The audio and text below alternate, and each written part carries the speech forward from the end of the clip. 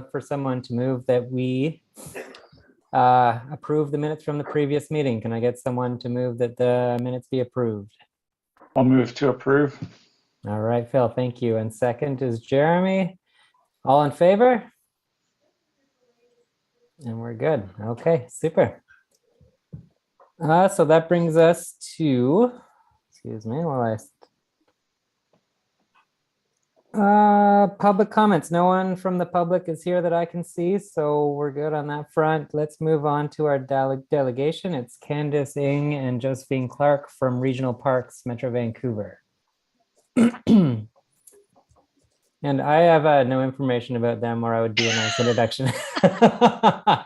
That's okay. We can introduce ourselves, no problem. Okay, super. Thank you. Please go ahead. Thank you. Hi, everyone. Good evening. Thank you very much for the opportunity to come and talk to you this evening.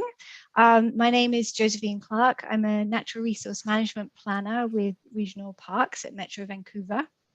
I'm leading on the update to the Regional Parks Plan, which is what we're going to talk to you about tonight. And I'm joined this evening by Candace Ng, who's also a Parks Planner at Metro Vancouver and is also the engagement lead on the update to the Regional Parks Plan. So with no further ado, I'm going to share my screen and start the presentation.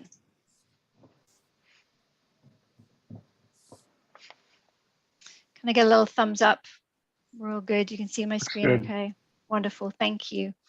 So yeah, I have probably about 10 minutes of presentation between Candace, myself, and I think that leaves us with a bit of time for conversation afterwards and questions. I'm just going to talk a little bit about the draft plan and about the update process, and then I'm going to hand things over to Candace to talk about engagement.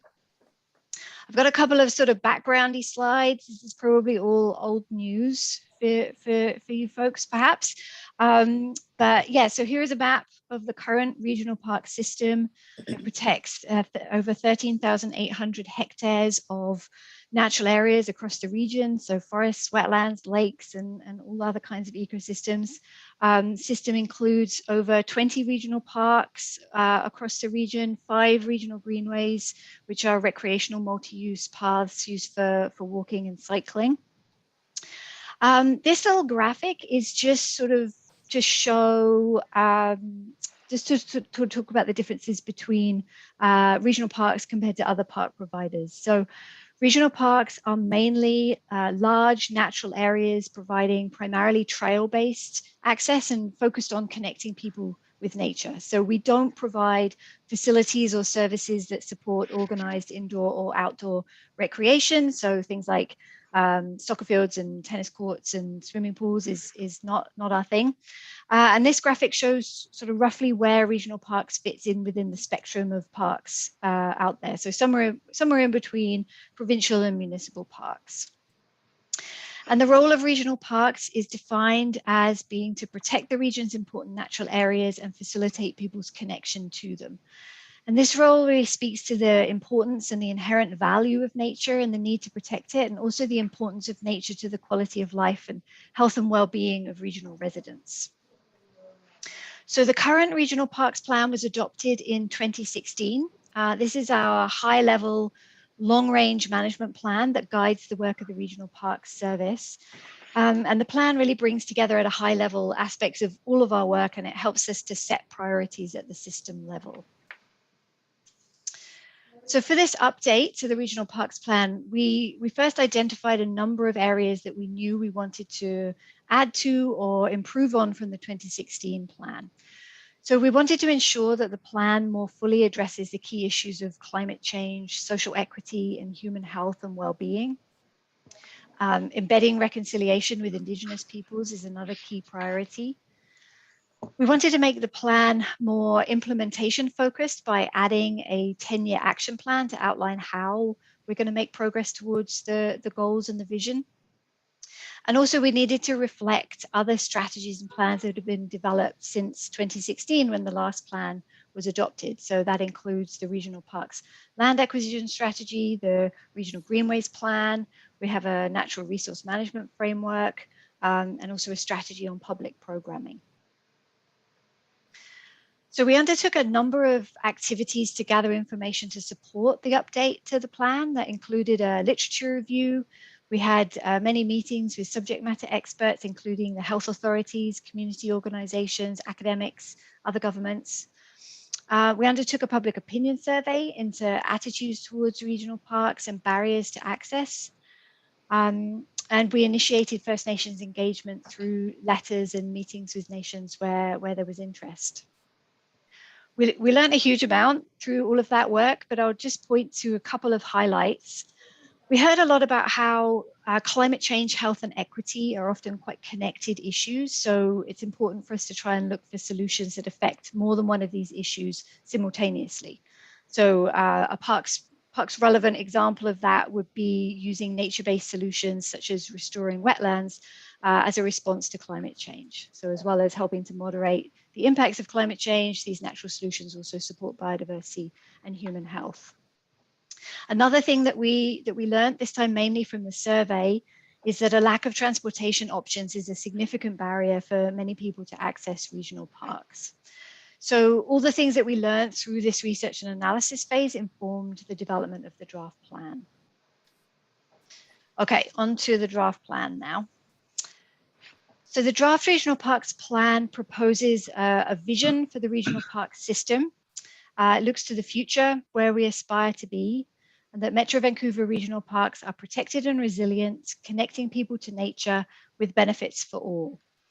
So I'll break down what we were thinking as we developed this vision. So it conveys a future where the protection of regional parks is secure, where the ecosystems and infrastructure are resilient to climate change and other impacts, people are connected to nature, and the wide-ranging ecosystem service benefits provided by regional parks are available to all. And the all here is intended to mean people and other species that we share the region with. Onto the goals now. So the draft plan expands the number of goals from the 2 goals in the 2016 plan, which were to protect natural areas and connect people to them, to 5 goals. And the intention here was to more fully capture in the goals the range of priorities and key issues facing the regional park system today and in the future. So goal 1, the region's important natural areas are protected in perpetuity. So this first goal speaks to our work on land acquisition and growing the regional park system, also ecosystem restoration. It speaks to managing visitor use to protect natural assets and ensure high quality visitor experiences. Goal 2, everyone has the opportunity to benefit from exceptional experiences in nature. So this goal is about managing visitor use. It's about reducing barriers and improving access and providing diverse learning and volunteer opportunities. Goal 3, regional parks are sustainably managed and well maintained to manage the safety of visitors and integrity of ecosystems. So this goal is about how we maintain our assets and facilities. It's about making sure that we have a comprehensive asset management program. And it's also about improving physical access to regional parks.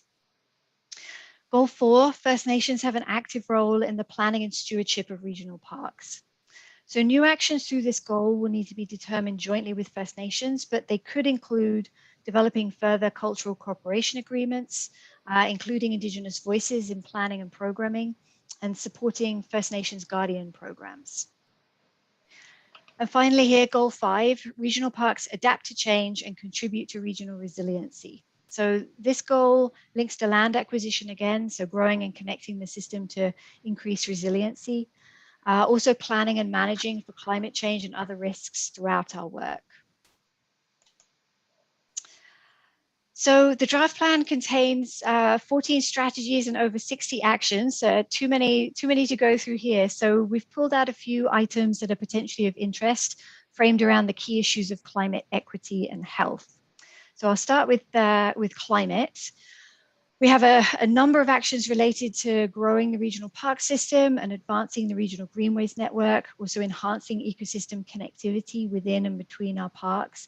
These are, of course, all actions that support the health and resiliency of the regional park system while also supporting regional resiliency.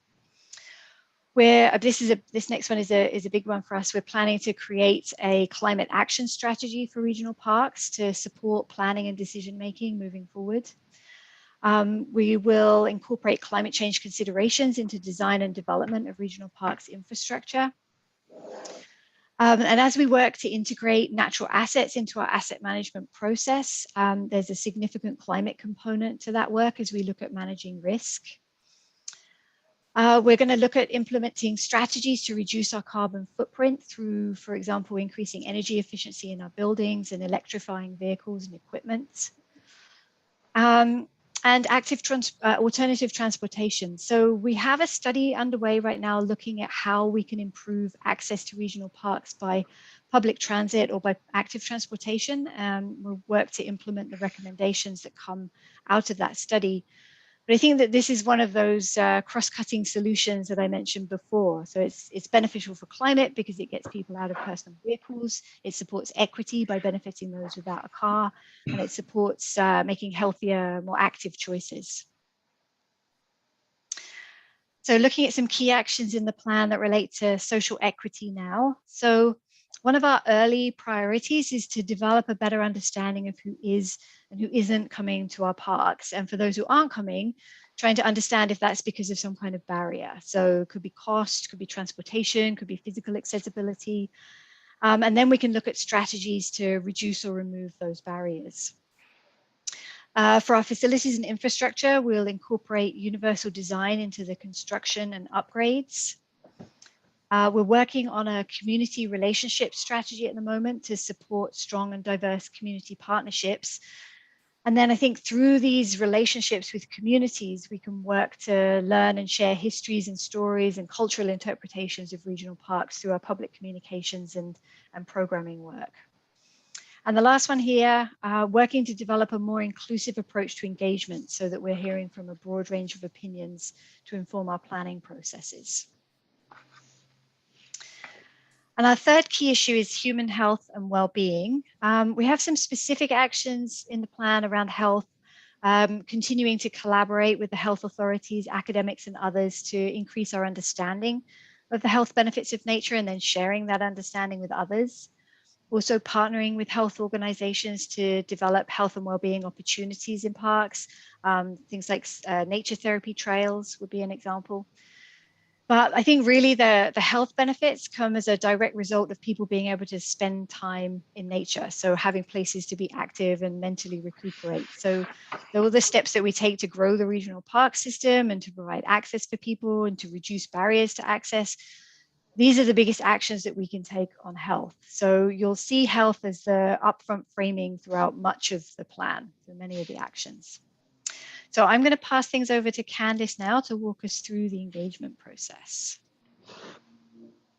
Thank you, Josephine. So these last few slides will provide you with an overview of the engagement process for the Regional Parks Plan update. Next slide, please.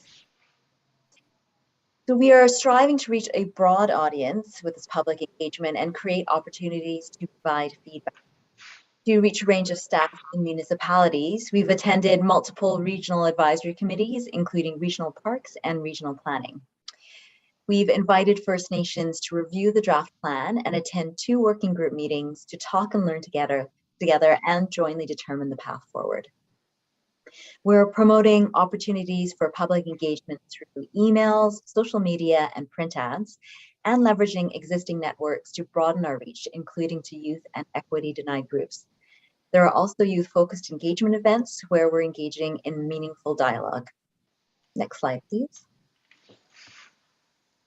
These are a few of our key engagement activities. So we held webinars during the day and evening, which was an opportunity for residents and municipal staff to be engaged in the draft plan. A recording of the webinar presentation is now available for viewing online. There's an online feedback form, which is open until April the 20th. And you can see on the bottom of the slide, the email address to contact us with feedback on the draft plan or any questions. We're asking for comments on the draft plan to be provided by April the 20th, and you're very welcome to share this engagement opportunity with others. Next slide, please. Finally, the anticipated timeline is that engagement, as I said, will take place until the end of April, and the final plan will be brought back to Regional Parks Committee in July. Next slide, please. Thanks so much for your time. That's the end of our presentation, and now we'd be happy to answer any questions.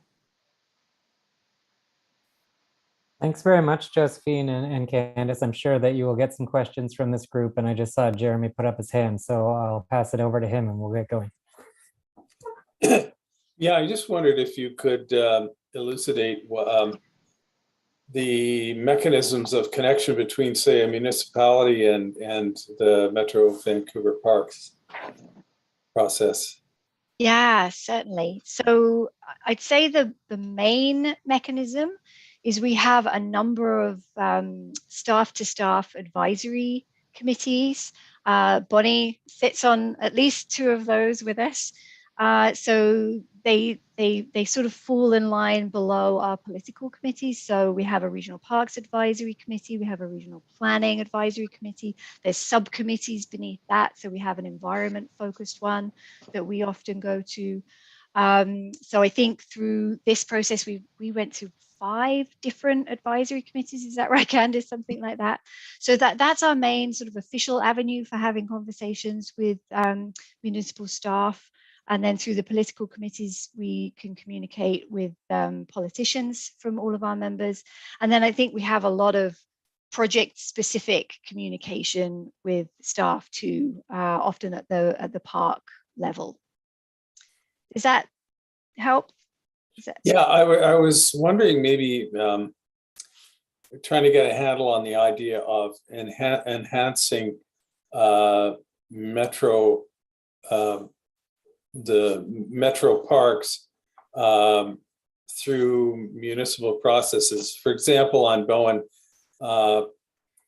we've had in this committee an initiative to recognize points of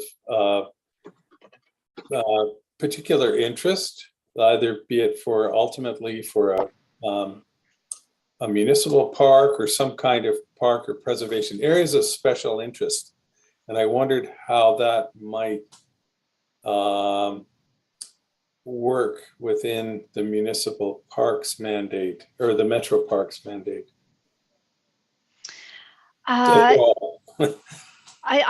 not sure. Are you meaning sort of as a land acquisition for more parklands?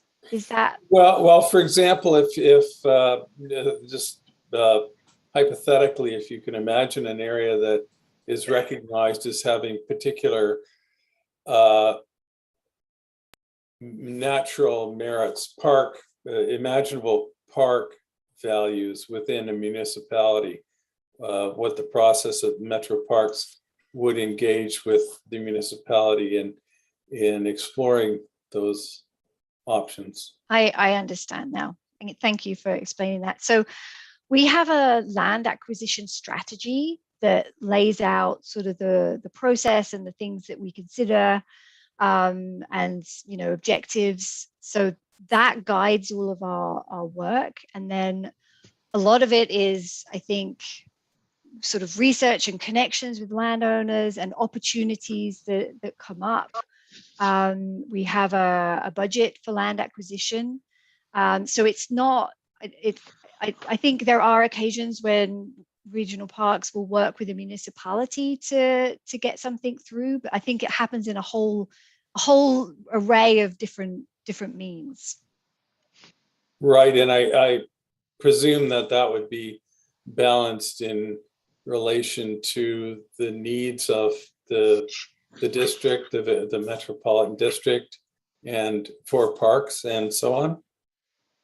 Yeah, so if you have a look at the land acquisition strategy, that talks about the kinds of areas that become regional parks. So we tend to have these larger natural areas. They have a certain sort of character to them, I guess. So yeah, there's a number of kind of characteristics that would need to be met. And you would like those to be evenly distributed within the district? Is that the idea too? I don't think we are able to be that selective, to be honest. I think we have to take advantage of opportunities as they arise. Oh, thank you. Candace has just put the link in the chat. Bill, you can go ahead. Thanks for the presentation. Just continuing on the same sort of theme, just wondering about similar kinds of relationships or partnerships with the Crown. And do you have examples of places where you partnered with the Crown to form a protected area, for example? That's an interesting question. I feel like Burns Bog was a multi-government purchase. Candace, do you have any knowledge? No. Okay. I'm pretty sure Burns Bog is. I don't. Well, so several of our parks, especially in the north, are Crown land that we have a lease for. So that happens a fair amount. Like Lynn Headwaters, for example. Like Lynn Headwaters. Yeah, exactly. Yeah. Okay, thanks. What's the nature of like establishing something like that in terms of a lease? What's involved? I don't know. I'm sorry. I've not personally been. I haven't personally been involved in that process. Yeah. I don't know that a new one has happened for a while either. That's been there for a long time. Yeah. Yeah. Interesting. Okay. Thanks. I just have one quick question about whether the plan factors marketing into addressing barriers to park use. I know that sometimes it's just awareness of existing services. So is that part of what the draft plan is trying to get to? It's certainly one of the things that we think about. I'm going to hand this one over to Candace, though. Sure. Thanks, Josephine. So yes, absolutely. Communications as a whole is currently factored in and is also mentioned in the plan in terms of continuing. Specifically, there's a couple of actions related to social media and the continued use of social media, as well as addressing the full cycle of visitor service experience from, as you mentioned, from awareness, even knowing we're there through up until the memories. So we are striving to connect with visitors from even before they become a visitor until they perhaps become repeat visitors as well and have different points. So through promotion, marketing, profile, be it through social media or other platforms, we still go for old-fashioned print ads sometimes as well, which still work and through to the end. So absolutely, that's worked into it. That's great. Thank you. Any other questions from members of the committee? Sue Ellen. Yep, thank you. I'm just, hello folks. I used to work for Metro Vancouver Park back like in the early 90s. And I'm also besides being a councillor on Bowen Island Municipality, I'm a vice chair of the Islands Trust. And that's a preserve and protect layer over the islands between Vancouver Island and here, halfway up, as far as Hornby and Denman. And I was curious about, you talked about the lack of transportation, and I just wanted to flag that later in this agenda, we'll be talking about the multi-use pathway right after you. And this is the multi-use path that's extending from the ferry, and the gravel and the trucks are out there now, ready for paving. And it'll extend up halfway, well, a third of the way across the island. And then we're looking at the next phase, which would take it up towards Grafton Lake in the middle of the island. So I just wanted to flag that people can get to Bowen easier on transit and by bicycle than they can with a car. And it's and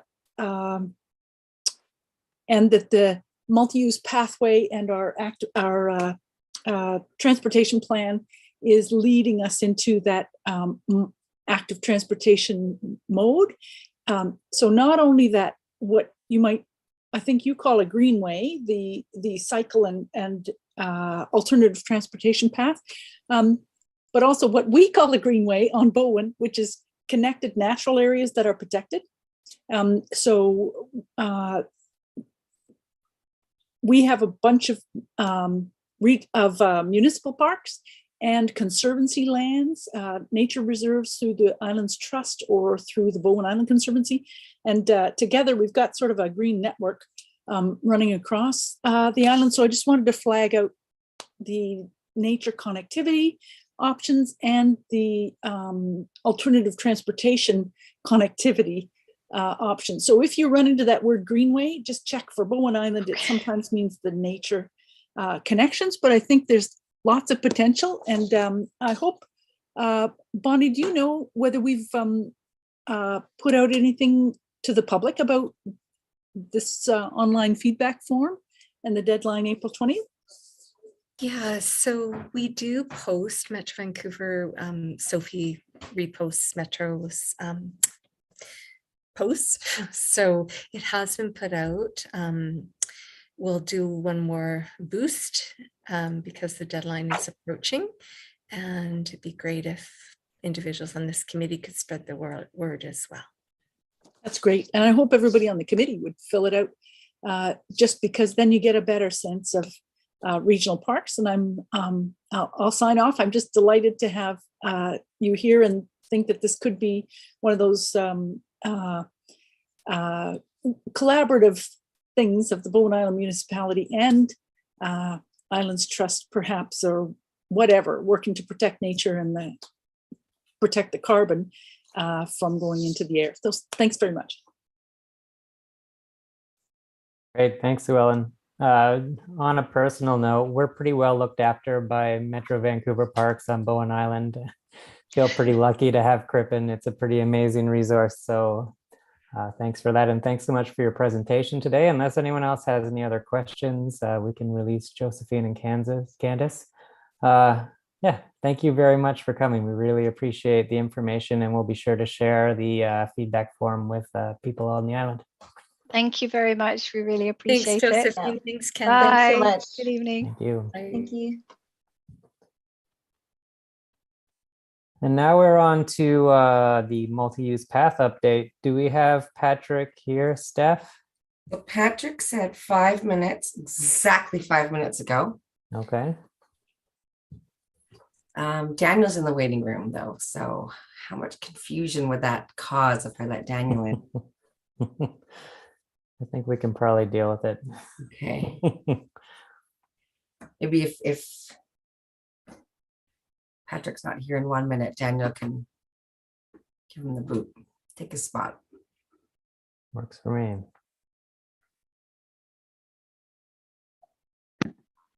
That was great presentation. So exciting. Yeah, Metro Parks are really something. Really impressed with their parks and the maintenance of their parks and their trails. Like everything is done so well.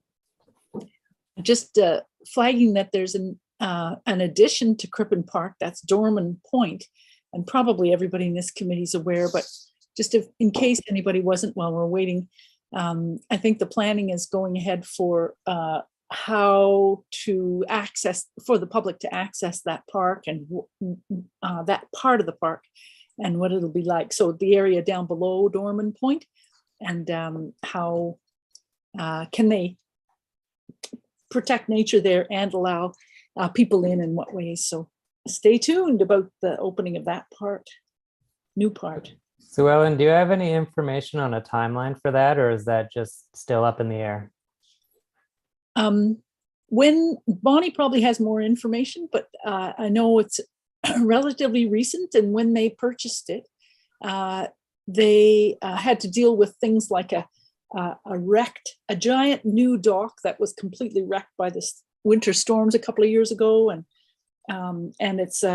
it had been a water access property, so they have to figure out how can they get people in and with the parking stuff and things like that. I don't know, Bonnie, do you know about the timeline? Well, I know that when I met with staff last, they haven't plumbed in the whole trail network. Like they've done kind of some lower work, and then they haven't done the top bit because they don't want people to access it. And they've had some biological work done just to identify sensitive areas. And there's an eagle's nest in that area as well. So I don't know the exact timeline, but it would be within this year. That's great. That's Yeah. exciting. That's going to be an amazing trail. It looks like we have Patrick. Patrick, are you with us?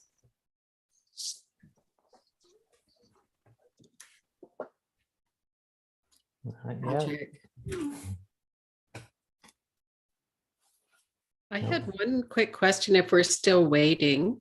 Does anyone know how long the lease is for on the Crown lands on Bowen for the park? Which park? For our part on our the Crown lands on Bowen? Isn't that part of our Mount Gardner Park? I don't know of Mount Gardner Park. Sorry, I'm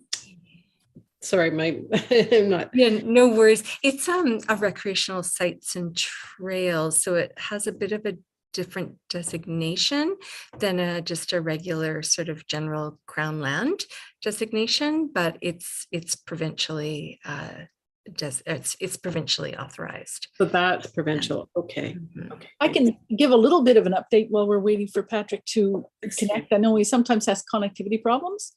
Oh, there he is. Yes. Okay, never mind. I'll just I'll catch up later.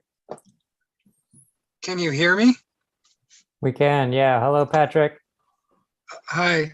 So I'm actually in the car. Sorry I can't join properly, but I gather you want a bit of an update on the multi-use path project. That would be great, yes.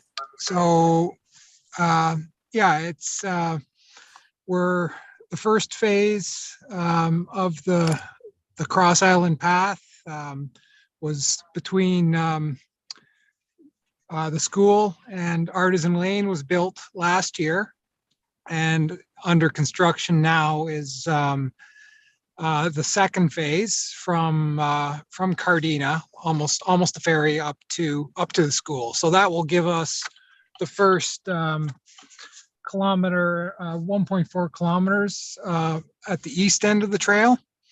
And what we're looking at is the next section, which is going to be a challenge, and that's from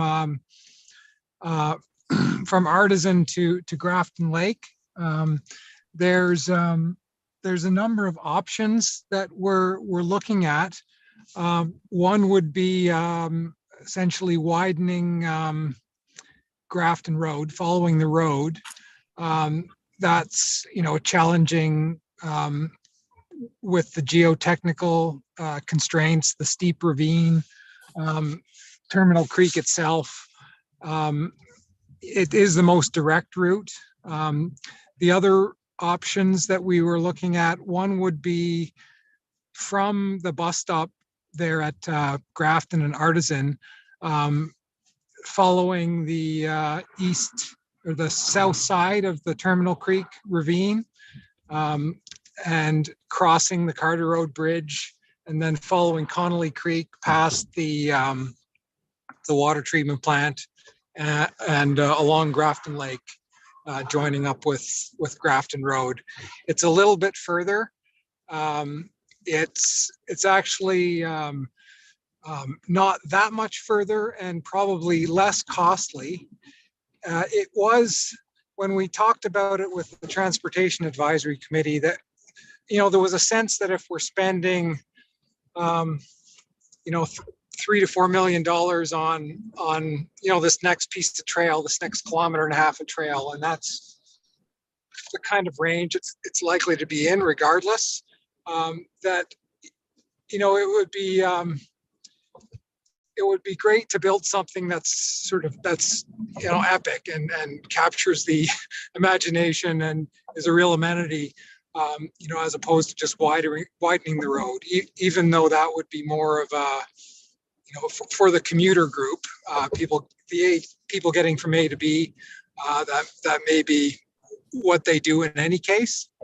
But there isn't a lot of that type of off-road, safe, multi-use path type, or any type option for kids or people who just wouldn't be comfortable on Bowen roads. So that seemed to be the way that that group was leaning. Our intention was to have a field visit with that group, as well as council, who would be the decision makers, and this group as well, and our own staff. The issue we have is that there is a fair bit of property acquisition required, actually, for all of these options. But before we took a group down a trail alignment, we need to have, discussions and agreement from the property owners to at least, allow that level of investigation. And so we don't have that yet. Natasha's been working on that. And we have a consultant on board who did ISL. They produce the concept design and cost estimates for the different options, and we're just at this key decision point now. We do have a grant that funds 50% of their design work. What we're proposing is to defer the construct after we finish the phase 2 this year, which is 100% grant funded. It's a good grant. It was the Investing in Canada Infrastructure Program, the COVID Resilience Infrastructure stream that is quite a good program, and that's funding that. And we may have some, or we're hopeful that we'll have some. That's for $650,000, and we're hoping to have some of that left to put towards the next phase, the next section. We also were eligible for allocated grant funding on an annual basis from TransLink, and that's based on our, community characteristics and population. It works out to about $180,000 a year currently. That's the formula can always change, but so we did submit this next piece, the Artisan to Grafton Lake section, in the concept form we have it, so that we can accumulate those funds over the course of this year, 2022, and next year, hoping to build a part of it in 2023. And then we're going to keep an eye out for grants. There is a fair amount of grant opportunities for this type of project. And so really, we'd like to, we're in a much better position to apply for them if we've got design and a plan that's ready to go. That's you're competing with other municipalities for these grants, and for the most part they have their design drawings and cost estimates and timelines, project plans well advanced. So that's what we're trying to get to. We have to get past this key decision point. Is it along the road? Is it off the road? And as soon as we can go and really walk that off-road alignment with everybody, the sooner we can get, we can decide, and it's ultimately council's decision, but the committees will be weighing in on that, and staff will be making their recommendations. The third option that we did look at was going down Carter Road, and then following the initially following Terminal Creek on the north side, essentially following the water main alignment up to Grafton Lake. So then you do join up with the one I mentioned, the off-road option I discussed previously. It does involve a bridge across the creek, which would be a nice feature, but it would also be expensive. And it's also further. You're going down Carter Road, and then you have to climb back up again.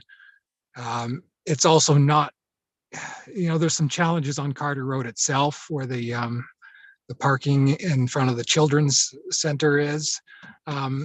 So it seemed like that was a less preferred off-road option than following the south side of Terminal Creek Ravine. So, I mean, there's a lot in there. That's it in a nutshell, where we're at, and what the plan is going forward. So if there's any questions or comments. So welcome to, we can talk about that. Thanks very much, Patrick. It looks like Jeremy has a question for you.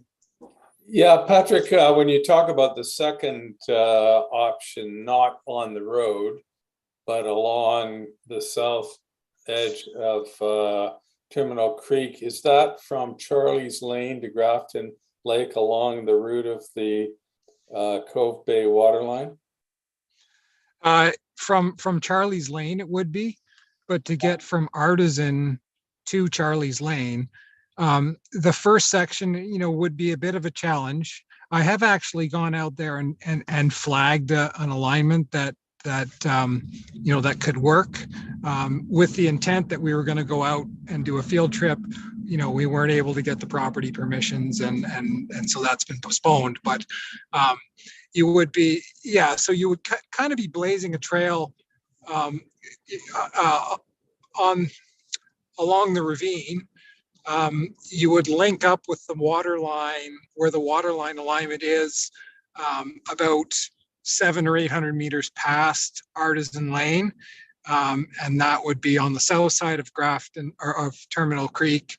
And then you would follow that across, over to Charlie's Lane, across the bridge at Charlie's Lane, and then over to Connolly Creek. And then the water line follows Connolly Creek up to pretty much up to the water treatment plant. And from there, it would be along the treatment plant access road. I was hoping to share plans. We did do that in a closed meeting, and it was because of the properties. We're showing paths on property that isn't ours. So we just wanted to have that, that piece cleared up with the property owners before we started putting that out there publicly. Yeah, if it was a closed meeting, we would share it. Yeah, there's an old trail that runs from Charlie's Lane to Grafton. It tends to get overgrown and windfalls and so on, and it is on private property as well. Yeah, that trail would be part of it. Would be part of that alignment. But you would also have a section that was down in the valley before Charlie's Lane. Is that right? Yeah. So, it would essentially start right at where the current path ends at Artisan, at the Artisan bus stop there. Yeah. And you would essentially be cutting across the ravine. It would go down a bit and link up with that the water line, which is it's sort of a trail. It's a bit of an old trail that you would link up with about where the bridge is, or the water line bridge that comes across Terminal Creek. Yeah, that's the old service road for the Cove Bay water line. Yeah, that goes from Charlie's Lane to the waterfall. Yeah. Yeah, so that's where you would meet up with the water line. Would be at that, right near that water line bridge. Okay. And waterfall.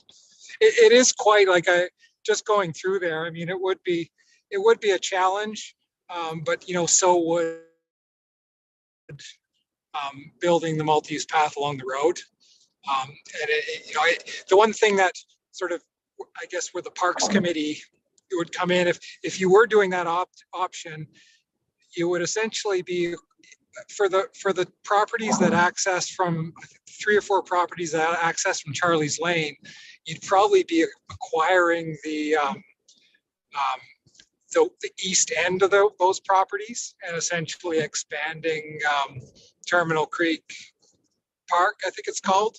And of course, you'd be changing the nature of the park completely from, currently it's essentially a reserve, just a natural area, and it would become an active use park with a multi-use path through it. And it would, of course, be. Yeah, I guess it's a riparian zone. And I presume there's a right-of-way for from Charlie's Lane to Grafton Lake for the Cove Bay water main. Yeah, there's a right-of-way for the water main. It doesn't, it doesn't allow for a multi-use path. So Yeah. there would need to be a new arrangement, or a different arrangement for land tenure.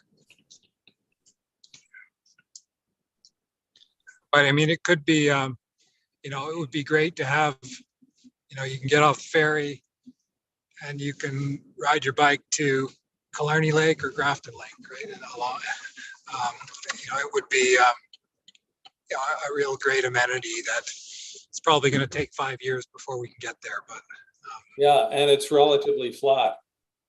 Relatively. Yeah, I mean, there are some hills, like you would be going down the ravine, and then and you would be climbing for quite a while, but it's not steep. From the pipe bridge essentially up to Grafton Lake, you are going up, but it's almost imperceptibly up. It's not steep. So. Yeah, I got you. Any other questions for Patrick while we have him on the line here? No. Thanks so much, Patrick. We are certainly going to be interested and would be interested to hear as you sort of get these agreements in place and move forward with the planning. I'm sure the Parks Committee would love to be involved in discussions about how this will all work. We really appreciate your time tonight. Okay, great. We'll talk about it again soon then, as soon as we can. Great. Thank you very much. Bye. Okay. Next up, we have Daniel referring to the amendment bylaw. Daniel, are you there? Yes, I am. Hi, Daniel. How are you? Good, thanks. Thanks for having me tonight. Great. Thanks for being here. I'll pass it over to you. You can go ahead and give us your presentation. Sure. Yep. And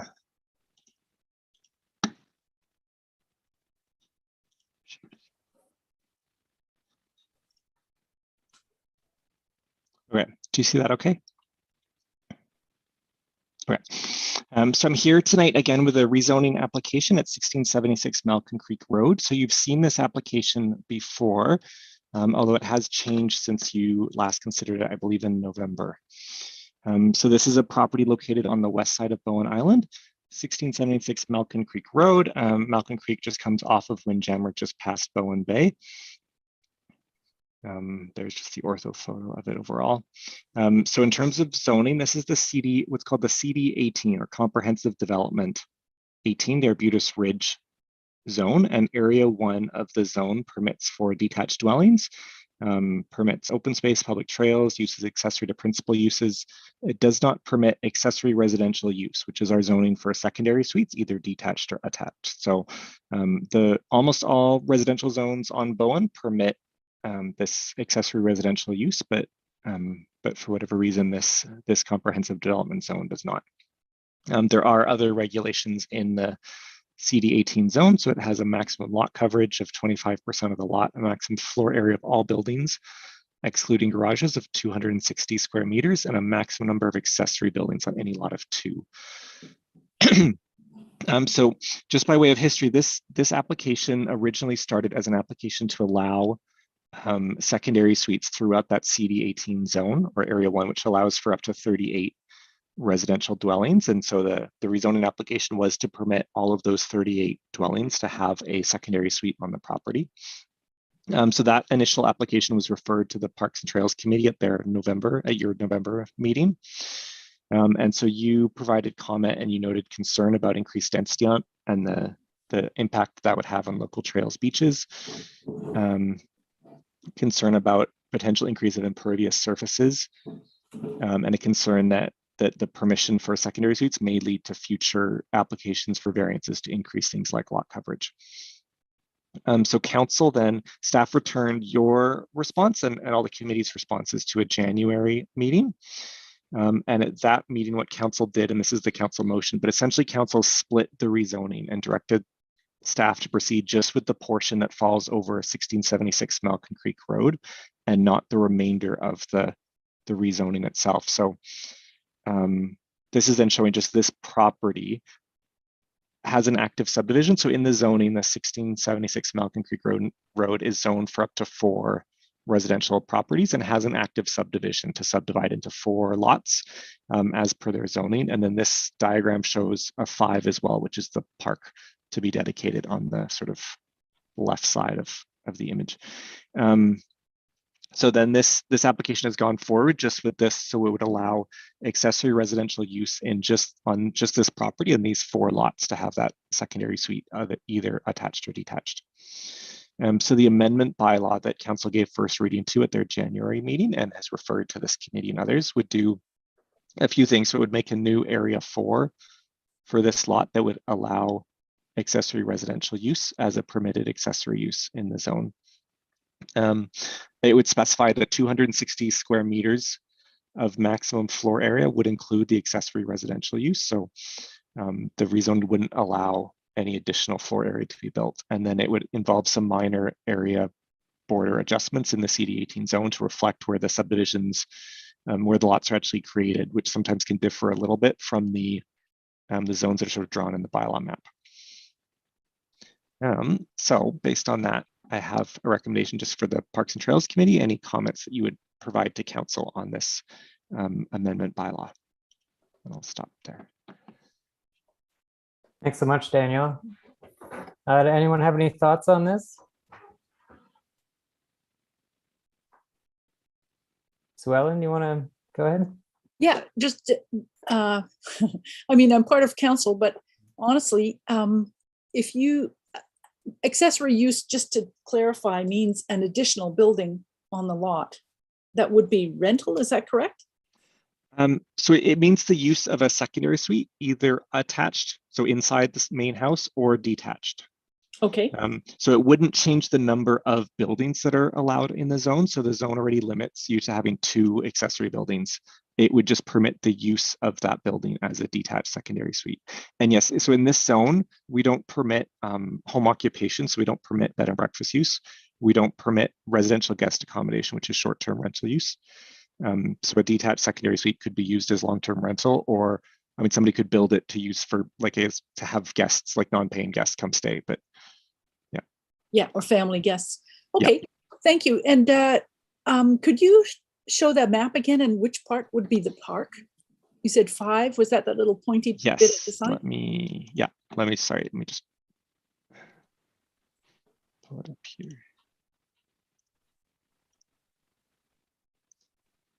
Yeah, so if you see my cursor, it's this portion of the lot is the park dedication. And the remainder of 1545, what is that above it?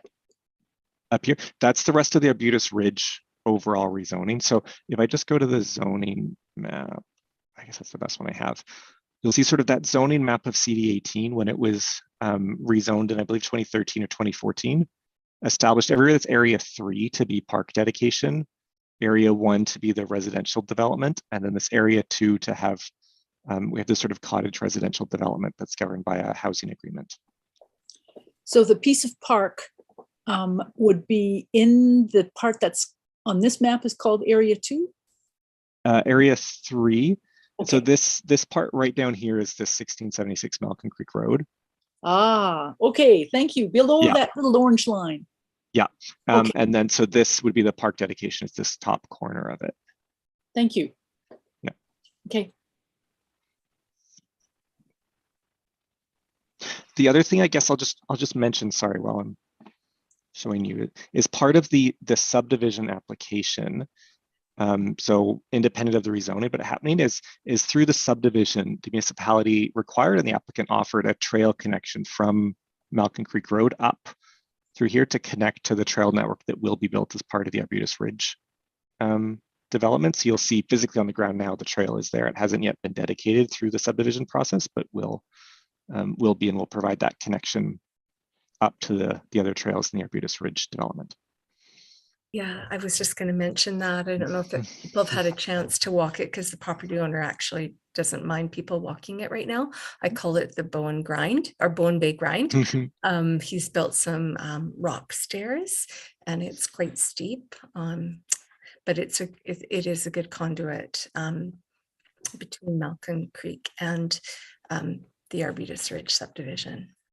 So in essence, you soon will be able to walk from Schooner Lane all the way to Adams Road off of the road.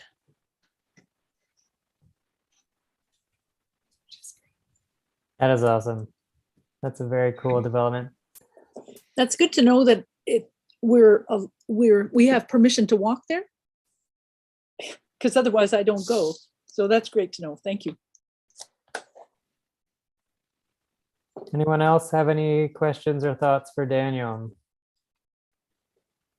Go ahead, Jeremy.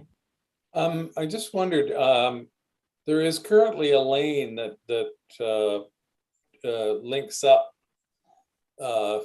sort of casual, maybe not official trails on Arbutus Ridge to the bottom of the Malcolm Creek trail that goes up towards Mount Gardner. But that's apparently hikers are discouraged from that. It's a kind of a natural way to go because you're not going down a long way vertically and then having to go up the road to complete the link on Malcolm Creek. Is there any provision for anything of that sort to make sort of a more natural topographic link to the Malcolm Creek Trail? I think that the route, yeah, I know the route you're thinking of, and it does cross some private properties in essence. So I mean, I think it's a driveway access for some properties. That's and then right, it crosses, yeah. So it's not a legal access route.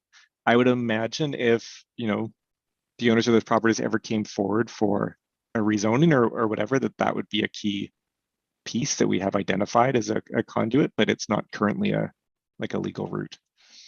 I've just sort of wanted to flag that as being a sort of a more natural way to go. Most people don't want to go descend, vertically a huge distance only to have to go right back up again. Yep. But there's just kind of anyway, it's something to keep in mind for future reference if it's ever possible. Yeah. I think, and I don't know, Bonnie can correct me, I think it's identified in our parks plan as future connection route. Yeah. It's actively discouraged at the moment by the Yes. property owners. So, That's right, yeah. Unfortunately. Yeah. Because it is so completely natural way to go. Yeah. Okay. But can I ask if you could show us that little trail route again? It goes from Malcolm Creek Road up into the development. I don't know, are there other trails proposed for the rest of the development that could be an alternate? Could this be an alternate route in? It is currently. So it connects up with the trail network in Arbutus Ridge pretty well. You kind of have to know where you're going, but it does connect reasonably well. And then you can get from there to the trail on the other side of Arbutus Ridge and hook back up to hand loggers, for example. So you're up into the Crown land without trespassing? Yeah, kind of. I believe it's there is you do have to go through. I think it's the Menzies property that you have to traverse, which is given tacit approval, kind of like this is. There's tacit approval from the property owner to cross that. So those are current connections that can be made, but they're not public at this stage or development park designations or anything like that. Thank you. Daniel, what are you looking for from our committee this evening? Do you want, I mean, you mentioned you're looking for comments. Is that to speak to how our concerns that we raised at the November meeting were addressed or have been addressed in this amendment to the plan?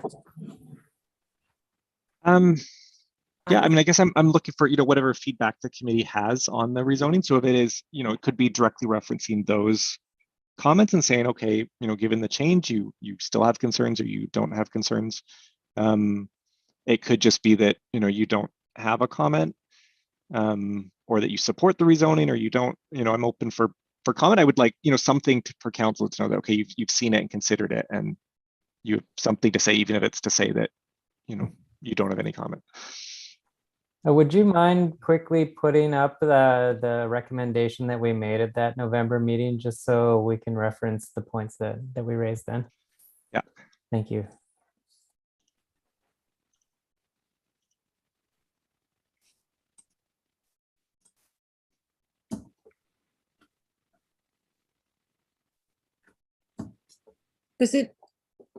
Can I ask earlier, it was how many X properties that would be proposed to have an additional suite, and now it's just these 5, correct? So earlier it was 38, and now it's 4. Thank you. Okay. And Daniel, was the way that it was split up, was it entirely dependent upon the other properties falling into the King Edward Bay? Was it the King Edward Bay water, or is that, do I have that wrong? Or that was the sort of the factored council. So the King Edward Bay Water Advisory Committee recommended not proceed with that portion of the rezoning until there was further work on just general West Side water systems. And so these 4 lots would be served by their own wells and not part of the King Edward Bay water. Okay, thank you. Any strong feelings from members of the committee? I mean, the concerns listed here seem like they're less relevant when you're talking about 4 lots rather than 38.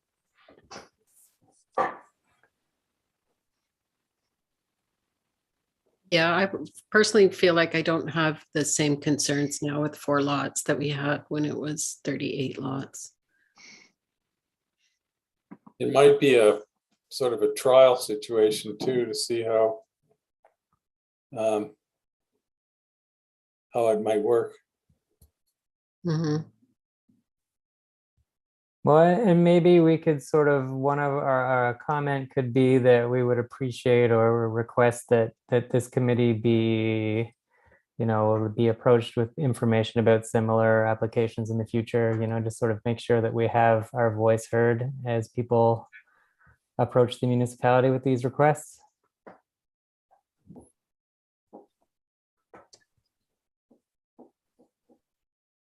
Sounds reasonable to me. Okay. Yeah, so That sounds like a motion that might be something like the committee doesn't have the same concerns now that it's 4 lots as opposed to 38, and that the committee wishes to, whatever you were going to say, Ben? Yeah, just that we be consulted in future applications, or with regards to future applications. And I'm going to shut up because I shouldn't be doing these motions for the committee. I'm going to. So there's general support, though, like there's support for the amendment bylaw that as presented by Daniel. Mm-hmm. Yes. Okay, so I've just got that basic that the committee support Area 1 CD 18 Arbutus Ridge Land Use Bylaw number 57, Amendment Bylaw 562. With the following, do you want to have a whereas in front of that, saying that whereas there are now 4 lots rather than 38, concerns regarding impacts are reduced? Yeah. Yes, okay. Sense. Yeah. And then therefore be it resolved that the committee has general support for this proposed bylaw. I'm just not sure how to slide in. Daniel, when this came to Parks and Trails, was that standard procedure or was special request? I actually can't recall. Like, I would assume that I just sent it to Parks and Trails, but I don't know if it was a council motion at the meeting. Yeah. So I don't know how to say this. Yeah. Candace, all your stuff. I don't know.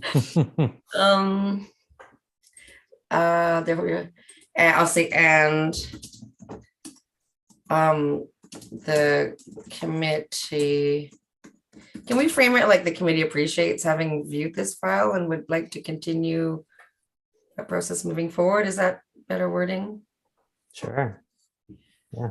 Okay. Appreciates council seeking feedback on this bylaw and requests similar opportunities moving forward. How's that? That's fantastic. Okay. On the fly. Swellen, yes? You want to take a look at it? You can share the screen. I was just going to say, do you want to put in a whereas a park and a trail, a connecting trail are included or something? Whereas a park and connecting trail, was it sorry, provided as an amenity or Are proposed? purpose of public Are. use? Is that for public use? Yeah. Okay. Any more whereases, people? I'm only looking to try and capture the why the committee's making this decision. Yeah. Can't help being involved. I'll pipe down now. It's a good thing.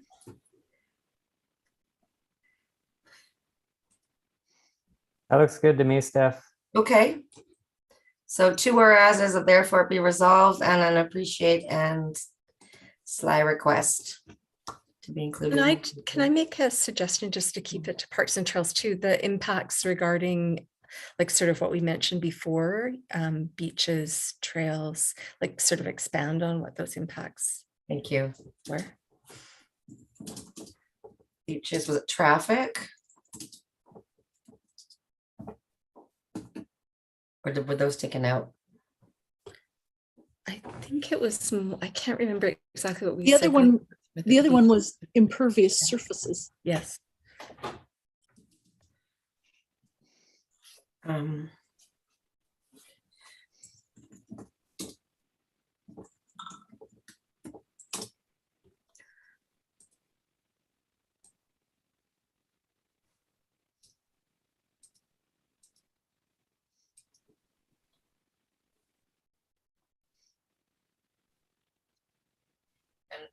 you want to say? So who's moving this motion? Was it? Do you want to say environmental concerns or general? So quiet. I feel like maybe what you have there is directly relevant to the committee and maybe environmental concerns are implied and not necessary. Okay. So we need to, sorry, I'm a little hazy on the protocol here. We need to move to have this accepted. Is that correct? So can I get someone to move that this be adopted as a committee opinion? Nicola, thank you very much. Any second? Jeremy? Okay, all in favor? Excellent. Everyone that I can see. So do I need to say that be it resolved that this is this is our opinion? No, what you could say is anybody opposed if you can't see everybody. I got everyone in screen. Oh, okay. Then. I saw lots of happy hands. Okay, we're a happy crew then. This is great. Thank you. And thanks for writing that on the fly, Steph. That's impressive. Thanks so much, Daniel. Okay, thanks everyone. Daniel.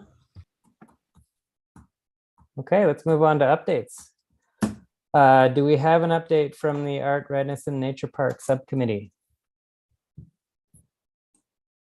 We have not met again. Yeah, Jeremy, Okay. did you have anything to add? You gave an update last time, and No, I was wondering if I had missed another meeting or something. But there were definitely some issues that could require further thrashing out, I guess. But maybe we should plan another group meeting.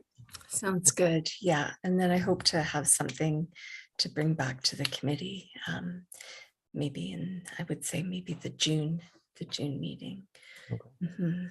Well, Sounds there were like some good issues raised, certainly. There were, the preliminary, well, let's talk about this further order of business. the proposed path for the multi-use path could be relevant to that committee too, I assume, if it takes that path and ends up past the water treatment plant, sort of falls into the same area. Great. Is the treatment plant part of the Art Renaissance thing? It's adjacent to Yeah. the nature reserve. Yeah. And people would be coming in that way theoretically. Okay, well, we'll look forward to hearing from you at a future meeting. Do you have a staff update for us, Bonnie? Sure. I'll just bring up a couple of items. Did I show this committee? I'm sorry, I do the ECAC committee as well, but the oyster catcher signs that are going to be placed on Onion Island. Does that ring a bell to anyone? I just would like to show you the signs. So this is just the overlap between Parks and Trails and the Environment Committee. So Onion Island is an important area for black oyster catchers. It's an important bird area. And so these signs have been crafted with the help of some residents of Seeley Park area.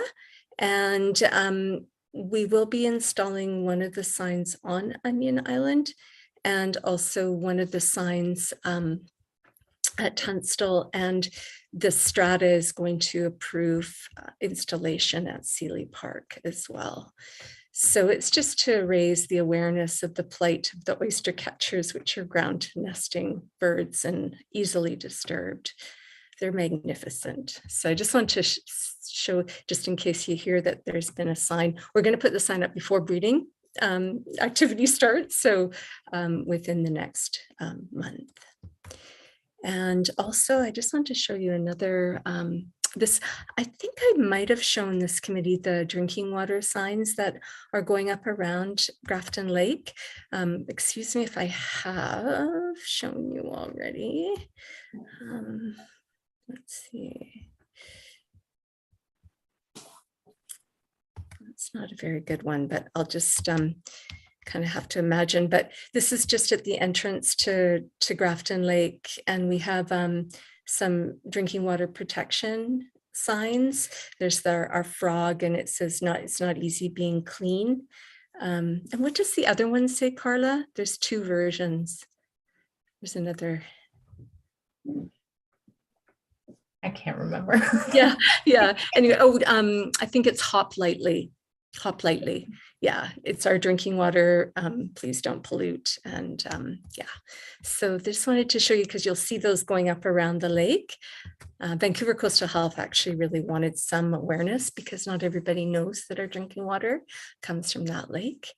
And then one more, I wanted to show you the mooring buoys, the information buoys that have been placed in Mannion Bay to protect the eelgrass.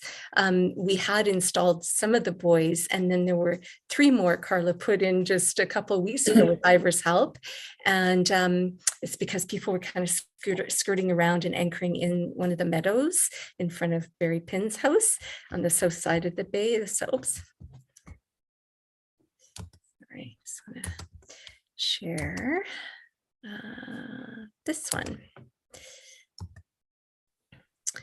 So if anybody's been out there, you've seen the voluntary help protect eelgrass buoys, and then Carla's just mapped out sort of where the line of them are, and we'll monitor this summer, and hopefully Barry Pinn lives just by the Potterbands big property there, just on the southwest area there.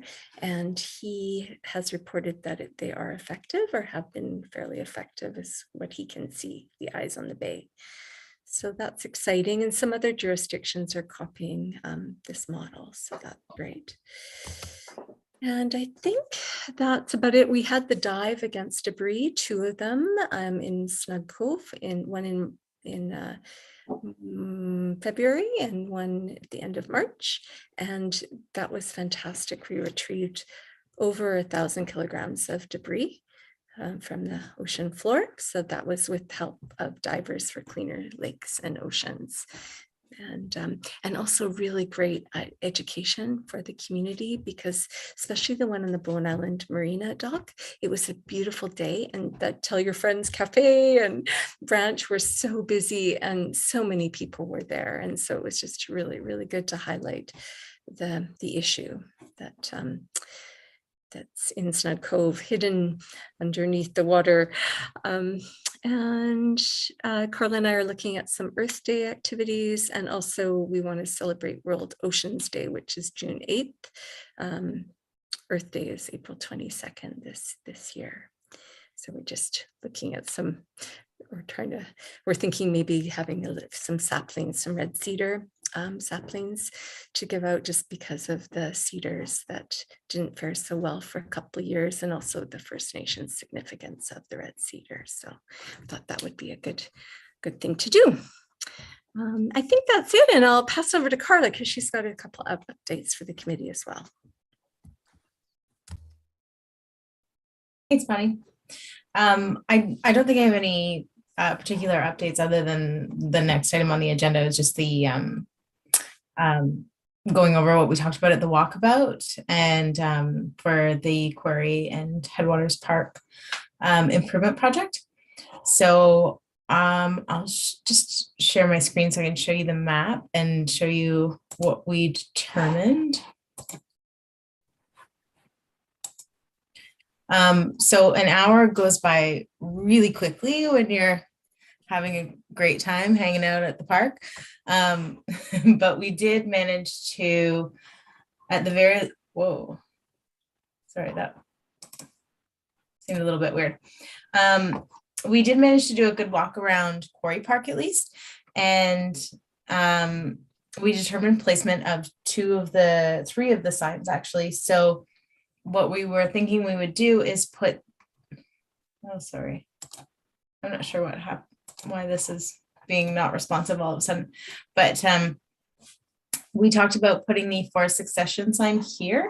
And the reason that I put the ortho photo on is just because it's easy to see. This ortho photo is just from 2020, so you can see where the line is, where it's an older forest and a much younger forest. And we really liked the view of being able to see the young alders and then the forest that's a little bit older right beside it. And even thinking about putting pictures up of those views and saying, you know, does it still look like this? Does it still look like this? Like, look right, you know, look left kind of. And we thought that would be really neat. Just moving forward, you know, if they're still around in 10 years or 15 years, and to see the difference at that point. And then I don't know if you can see the little gap here, but that's the other, there's one bridge up here, and this is the other bridge here. And we scoped out a really good spot on the west side of the bridge here, looking over the pond. And we thought we would put the history of the parks sign there, as well as the pond life sign right beside each other. So they kind of show how, you know, this was a restoration effort, and tells that story of how it's become what it is now, and the pond life that's there now because of the efforts of, you know, people and how they restore the park.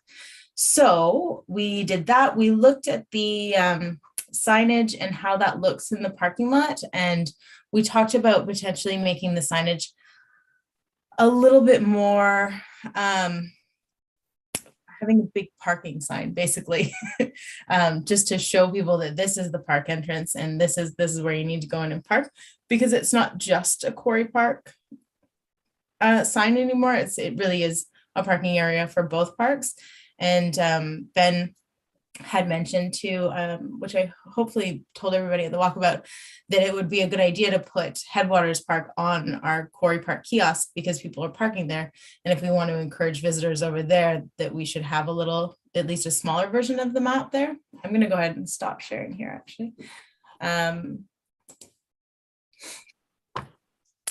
And I think that's a great idea. I think our kiosks probably aren't quite big enough to have a full-size map, but we could either have like an inset or just some kind of commentary saying, this is where the easier trails are. If you have a stroller, go across the street kind of thing. And then some of the other things that we intended on doing that we didn't have time for were to walk around Headwaters Park and talk about the viewpoints and maybe come up with some names for those viewpoints instead of just saying viewpoint here, viewpoint there kind of thing. Some more descriptive names, even if we come up with them, you know, just in a meeting and just say like, this is the bog viewpoint and this is the, I don't know, the park viewpoint. And something like that would be fine as well. But I was going to say that if anyone wanted to do another walkabout, because not everybody could come, I would be happy to go out there again and walk around Headwaters. And also just open to any suggestions you have right now. We are, I think, running a little ahead of schedule maybe, so.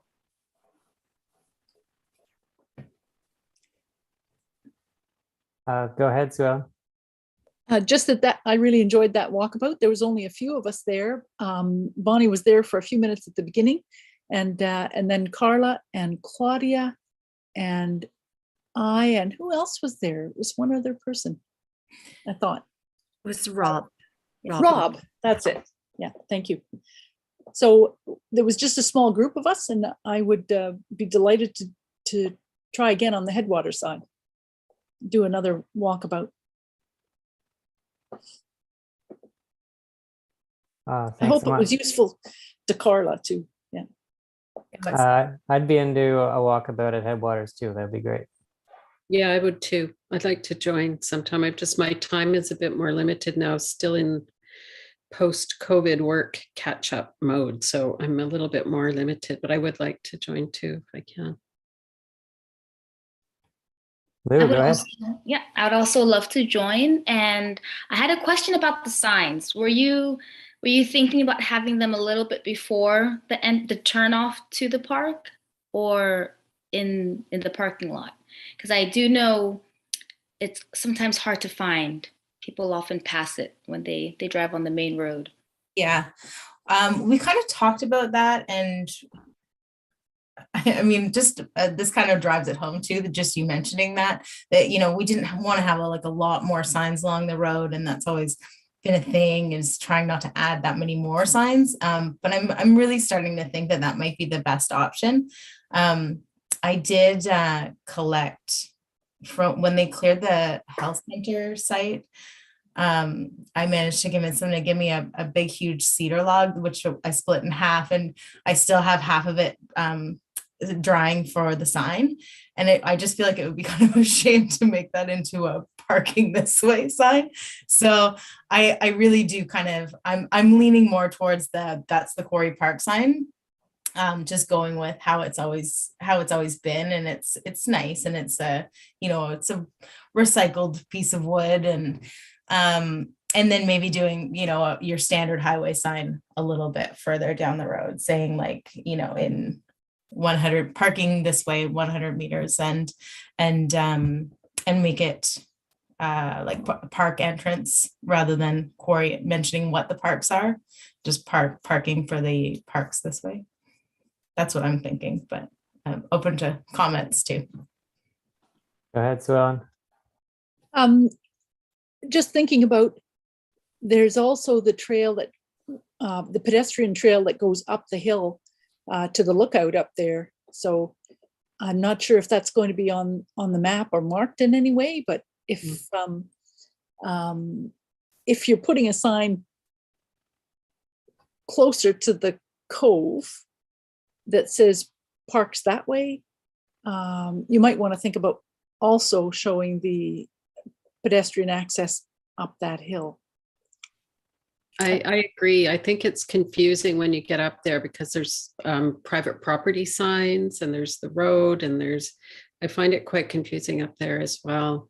And I actually went up today to have a look before this meeting, and your first exercise sign for the exercise stations, somehow it's upside down. it's gone turned upside down. And we decided, is this the exercise to stand on your head to read the sign? But we decided that probably wasn't it. So just so you know, I can't imagine how it happened because it's quite tightly strapped to the tree. But anyway, just so you know, the sign's upside down now. Okay. Thanks so much, Nicola. We'll let Jillian know the fresh air fitness that she's put together there, our manager of recreation and community services, but we can volunteer to help her write it. Yeah. It sounds like somebody's having recreation with the signs. Yes. Okay, so I wouldn't mind a little bit of clarification. So I think what I was thinking is maybe past the entrance for the Quarry Park Lookout, that we would maybe do a sign past there, somewhere in between, just to say, like, you know, park entrance and parking in 100 meters kind of thing, with an arrow to your right. I don't know if you're actually allowed to park at the Quarry Park Lookout or not. I always do, but I feel like I just kind of do what I want sometimes because I'm doing maintenance and because I'm carrying heavy tools or whatever it is, right? So I don't know. Yeah. Yes, well. I don't know if it's needed, because like you, people just do what they want and they would just go down and turn around and come back and they'd see it as they zipped by. Or are people really not finding Quarry Park? Because I thought everybody had little maps on their phone and, you know, can find things nowadays. Is it a real problem that needs a sign to solve it?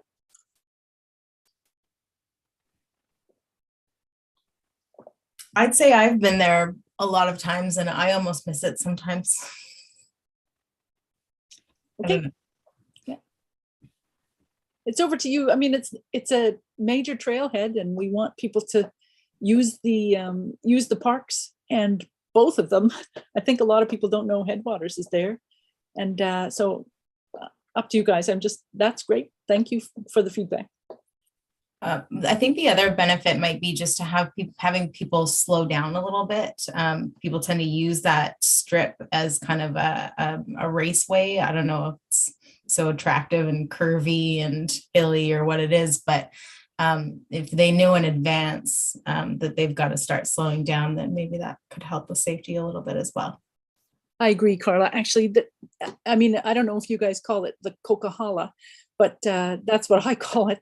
And that was one of the last pieces of road that MOTI, Ministry of Transportation and Highways, made before we became a municipality. So it was sort of, or just as we became a municipality. So it was sort of to their regular provincial kinds of standards, which is way faster and wider than Bowen standards. So it does attract people to kind of speed up going through there.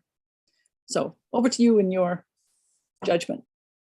I completely agree with you, Carla. And I can't remember, is there a pedestrian crosswalk between Headwaters? There is, right? So even more reason to slow down.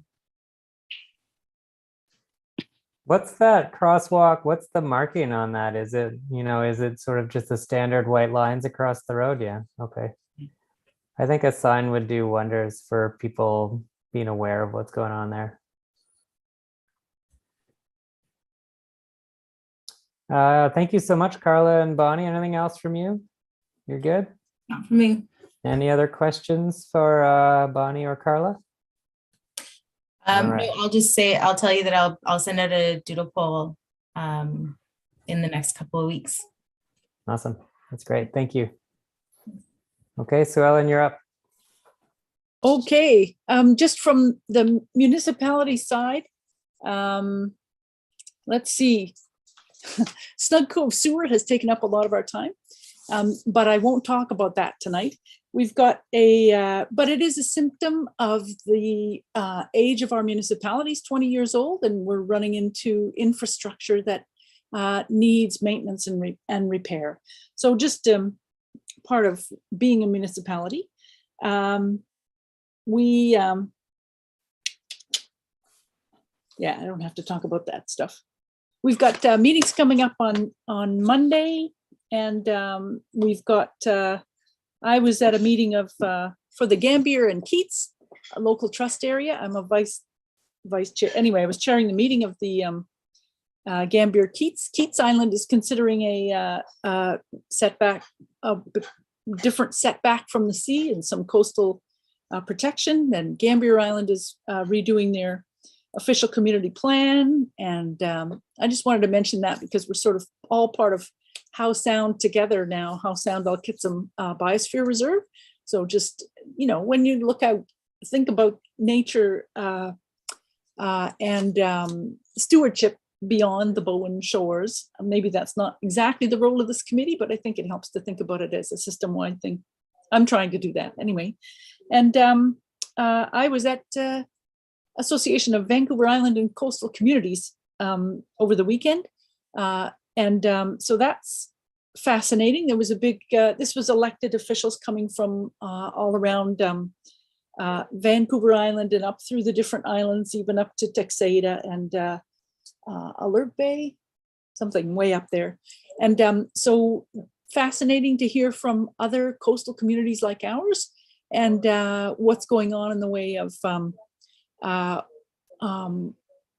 parks and nature protection and shorelines with climate change.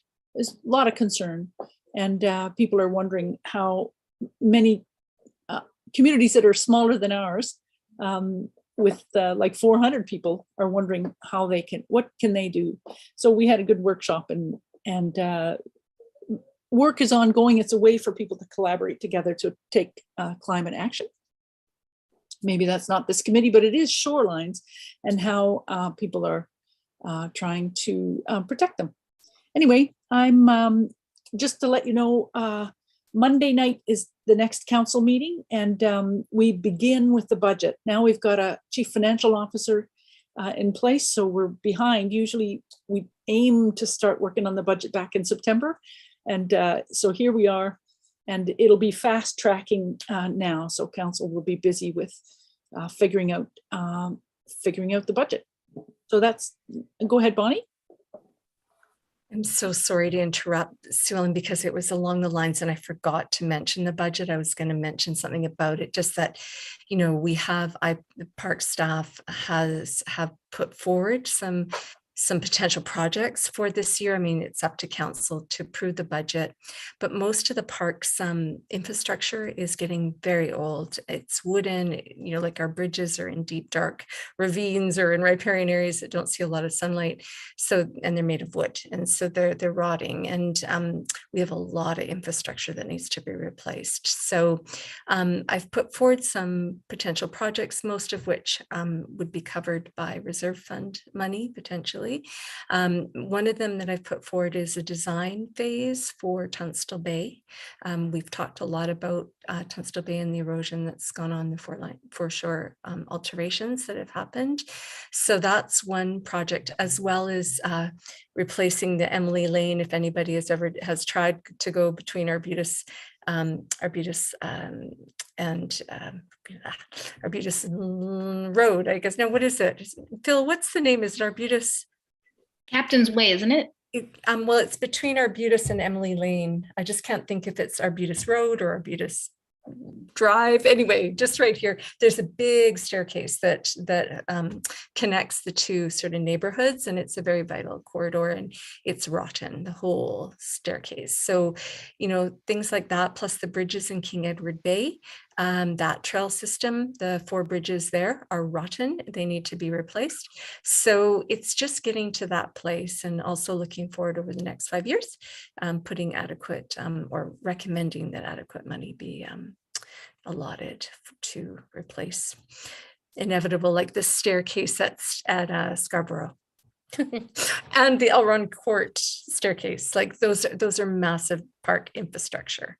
So just wanted to put that out there. I'm so sorry to interrupt, but I was going to. Oh, thank you. That's great. It's all part of what council is considering at the same time that other municipal infrastructure that you would have been hearing about, like the sewer plant, is also needing urgent repairs. So it'll be a challenging year, I think, for us as council. And stay tuned, but it's probably going to go quite quickly because we've got a tight timeline. We have a deadline to have it all completed.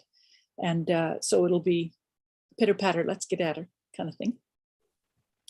That's all. Great. Thanks so much, Sue Ellen. Any questions for Sue Ellen before we move on? No? Okay. And I think that might be the meat of the meeting. Steph, am I missing anything? I don't think so, am I? Nope, I just include a little buffer there. Okay. Sue Ellen, go ahead. Two things I missed. One, just from the Islands Trust side. The Islands Trust Conservancy has 3 nature reserves on Bowen, Fairy Fen, Singing Woods, and the one in the middle, which is the gentleman's name that I can never remember, but it's not open to the public anyway.